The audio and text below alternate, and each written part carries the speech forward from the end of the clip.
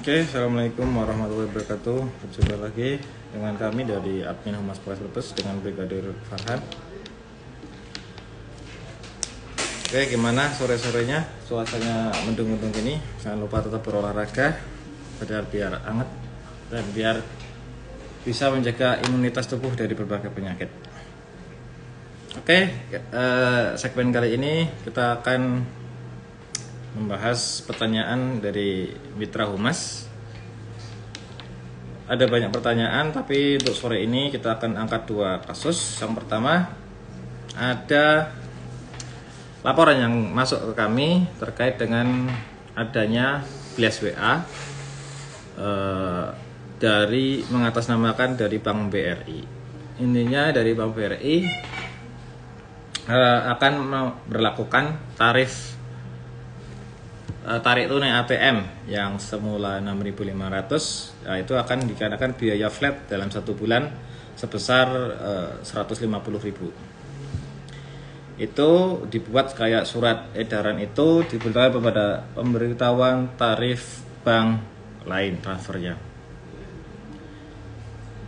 Modusnya pelaku ini itu phishing itu rekaman identitas kita melalui media internet. Contohnya seperti WA ataupun di medsos ya. Kita diterima WA, awalnya ada surat pemberitahuan bahwa akan ada perubahan tarif. Setelah itu pelaku Japri apabila tidak ada konfirmasi berarti nasabah menyetujui bahwa diberlakukannya tarif 150.000 per bulan flat. Kita ada laporan yang masuk melalui WA maupun Instagram kami di DM. Sementara baru 2 yang melapor, Pak ini benar nggak Pak ada blast dari BRI kayak gini.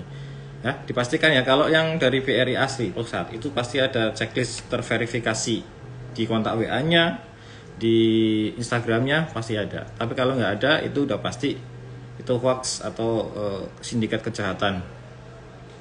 Modusnya mereka nanti mengirim formulir melalui Google Form. Nanti kita nasabah disuruh mengisi terkait data diri kita, namanya siapa, terus tanggal lahirnya di mana, alamatnya, nomor KTP, NIK, sama nomor HP. Selanjutnya nanti pelaku akan meminta kode OTP, one time password ya. OTP itu ternyata selamat sore Pak, semangat bertugas gini sama-sama. Oleh pelaku, karena sudah mengetahui itu skimming, kan kita ngisi data di e-form ini.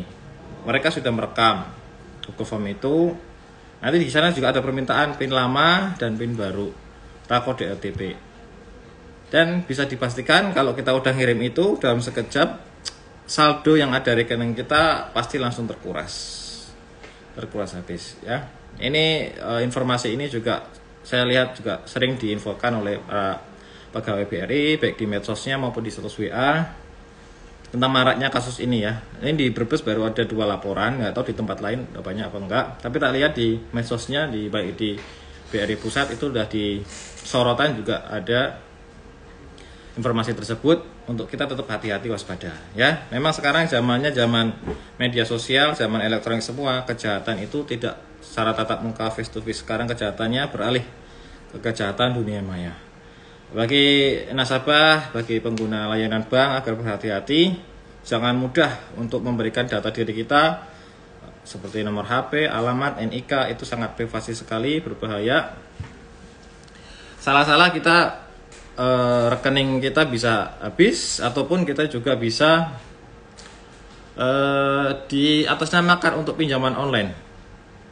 Pak Farhan, ini Bu Mayu, Mas Rido apa Mas ini selamat bergabung.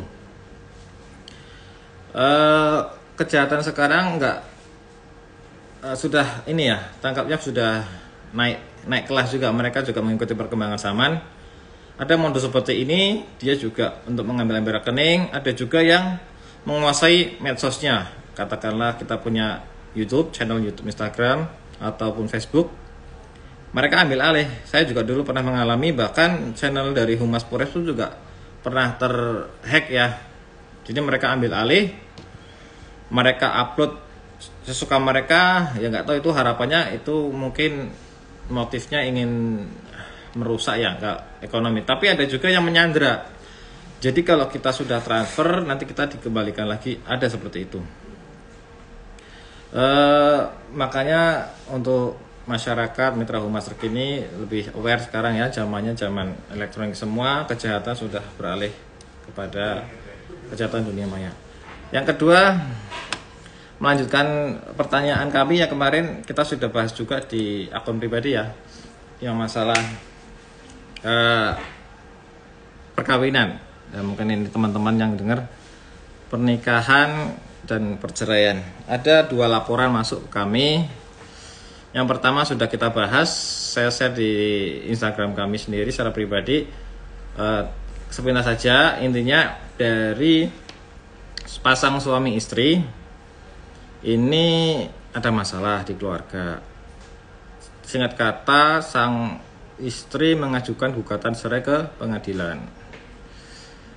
Gugatan sudah diajukan, tapi untuk proses putusan pernikahan, proses cerainya belum final atau belum inkrah, dan akte cerainya juga belum jadi. Singkat kata, dari pihak pihak istri ya, pihak istri ini membawa kendaraan sepeda motor ya, milik bersama pulang ke rumah mertuanya. Dan oleh si suami, istri ini diancam bahwa nanti akan dilaporkan ya penggelapan sepeda motor, bahwa itu merasa miliknya sang suami karena dia yang beli. Akhirnya ibu ini lapor kepada kami, Pak, ini bagaimana, saya mau dilaporkan sama suami saya sendiri terkait dengan pencurian sepeda motor atau penggelapan ya. Kronologinya seperti yang saya sampaikan tadi. Saya juga sampaikan bahwa ibu ini atau keluarga ini belum resmi bercerai karena belum ada putusan. Jadi statusnya masih sah suami istri.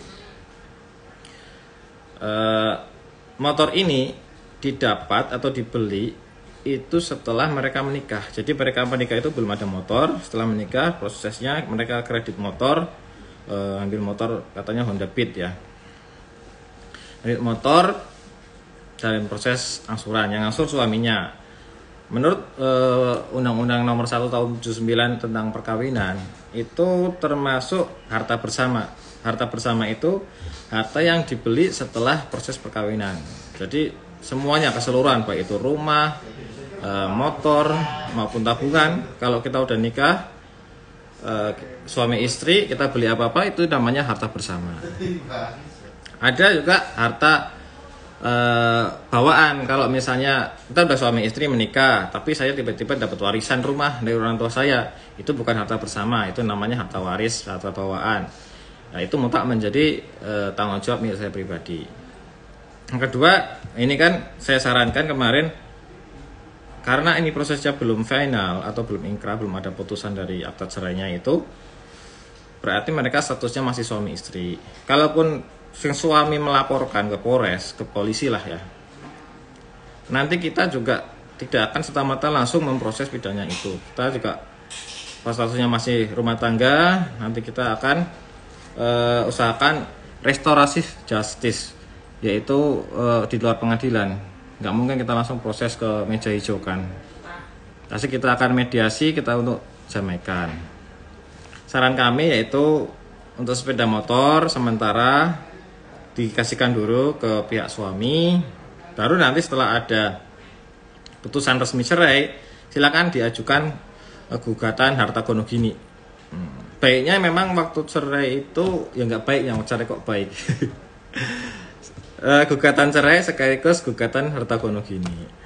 Jadi saya nyarankan nanti masalah harta ini diselesaikan setelah putusan pengadilan perceraiannya itu udah final atau sudah keluar akta cerainya, baru itu nanti bisa dibagi. Pembagiannya gimana?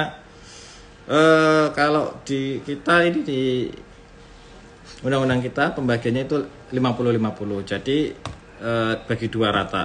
Nggak cuma hartanya, hutangnya juga ya. Kalau misalnya suami istri ini ada hutang, jadi hutangnya tanggung jawab berdua, nggak cuma suaminya aja atau istrinya aja gitu.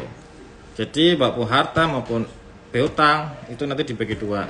Nah untuk kasus sepeda motor ini kedepannya berarti nanti taksirnya berapa dari sepeda motor ini, harga jualnya, harga pasarannya katakanlah itu 10 juta, berarti nanti yang mau megangin motor siapa? Katakanlah yaudah motornya bawa saya aja, berarti nanti yang istri itu ngasih uang 5 juta kepada pihak suaminya. Pak saya dengan seperti itu, dan kemarin sudah mengiyakan siap untuk dikembalikan. Yang kedua ada pertanyaan lagi kepada kami masalah itu juga, karena kita sudah share. Pertanyaan berikutnya tentang harta gono gini juga, Pak. Kalau misal cewek ini kredit rumah dan kreditnya itu sebelum menikah ya, kredit sebelum menikah, terus ajukan menikah, KPR-nya masih proses, terus di kejalanan ini rumah ini kan atas nama perempuannya, istrinya misalkan. Nah, pada prakteknya si istri ini yang bayar angsurannya, cicilannya ya. Apa itu termasuk harta gono gini yang harus dibagi dua sama rata? Jawabannya tidak, karena rumah ini kan dibeli sebelum pernikahan, berarti itu termasuk harta bawaan. Walaupun pada prakteknya nyicilnya sampai katakanlah sekarang belum lunas gitu kan, masih angsuran gitu. Cuman kalau itu angsurannya ini pengakuannya yang angsur pihak istrinya, pihak perempuannya, jadi itu udah mutlak. Tapi nanti kalau saat prakteknya angsurannya itu diangsur bareng, kadang istri nggak ngangsur tapi suami ada ngangsur berapa kali gitu, tetap itu namanya harta bawaan, karena waktu ijab kabulnya, waktu belinya sebelum pernikahan, sebelum proses pernikahan. Jadi itu bukan harta gono gini, termasuknya itu harta bawaan dari pihak istri. Kemungkinan kalau pun terjadi perceraian, katakanlah si suami nuntut itu harus dibagi rata, bahwa itu ada haknya karena dia merasa mengangsur, ya mungkin nanti di pihak pengadilan agama akan menimbang bahwa sejauh mana ini suaminya terlibat itu. Tapi kalau dari secara hukumnya harta itu bukan harta gono gini, karena dibeli sebelum proses pernikahan. Nggak tahu kalau maksudnya 1 bulan sebelumnya atau gimana, tapi bahasanya kalau sebelum pernikahan berarti itu termasuk harta bawaan, bukan harta gono gini ya. Banyak sekali pertanyaan yang masuk kepada kami terkait masalah perkawinan ya. Kita juga kalau kita bisa menjawabnya akan kita coba bantu jawab. Nanti kalau enggak kita akan konfirmasi, tanyakan ke pihak yang ahlinya. Kalau kasus ini ke pengadilan agama ya, kami juga sempat sharing tadi malam, dan ya sama karena undang-undangnya juga sama yang dipakai ya, seperti itu. Barangkali dari Mita Humas ada yang ingin dipertanyakan, silakan. Pas nikah sayang-sayangan, pas pisah hitung-hitungan, ya makanya itu ngeri kalau belum tetep finansialnya. Oh ya Mbak Sining nih, ini Pak Ustadz, ini Pak Ustadz ini Pak Ustadz nih. Ada Pak Ustadz kita ini namanya Pak Fatah ini, ya, penasihat kita secara spiritual juga. Oke. Intinya pernikahan itu pastikan semua orang mengidam-idamkan pernikahan berjalan dengan lancar sampai ritual kakek nenek ya. Inginnya bersama terus, tapi setengah di jalan apabila ada sesuatu yang tidak diketahui sebelum menikah, tidak diketahuinya pasca menikah, mungkin ada KDRT atau kalau di pasal juga disebutkan alasan perceraian dibolehkan kenapa. Itu ada salah satunya yaitu sang suami suka menghubung-hubungkan dan tidak bisa disembuhkan, itu gugatannya bisa. Terus perjudian gitu kan, judi nggak sembuh-sembuh, rumah tangganya nggak diurusin juga sama. Terus ada 2 bulan lamanya tidak menafkahi istri, itu juga bisa jadi alasan untuk pengadilan mengabulkan gugatan perceraian ya. Makanya seputar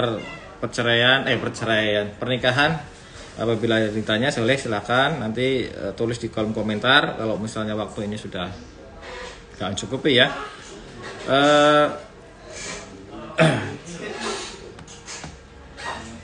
Kita akan coba pertanyaan yang di live ini ya. Ada nggak pertanyaannya? Selamat sore Pak, semangat bertugas. Oke, Pas Otong Wahyu. Mbak Tiara, ya selamat bergabung. Mas Fahmi juga selamat bergabung.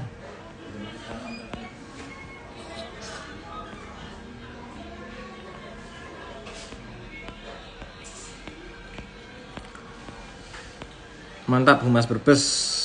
Oke, sama-sama Pak. Oke.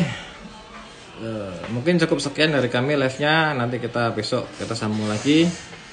Apabila ada pertanyaan yang mau disampaikan kepada kami, laporan, keluhan ataupun masalah yang urgent, apa-apa bisa ke kami, bisa di admin Humas Polres Brebes, bisa di Instagram, di YouTube, di Twitter, di TikTok. Memang TikToknya sekarang lagi nggak aktif ya. Silakan ajukan pertanyaan Anda, komplain atau saran, Pak. Polisi di sini nggak ada nih kalau pagi, misalnya di tempat mana rame harus ada polisinya. Silakan disampaikan, nanti kita akan tindak lanjuti. Apabila kita bisa mengatasi masalah tersebut, nanti kita langsung. Kalau enggak, nanti kita akan berkoordinasi dengan instansi terkait yang membidangi. Oke, meskipun pandemi sudah surut, tetap jaga kesehatan, jaga pola makannya, istirahat yang cukup. Nah, jangan suka bergadang kalau nggak perlu, dan apabila ada kesempatan berolahraga ya. Keringetan sedikit itu sangat membantu kita untuk merefleksikan saraf-saraf kita agar bisa lebih segar setelah beristirahat. Oke, cukup sekian dari kami. Wassalamualaikum warahmatullahi wabarakatuh.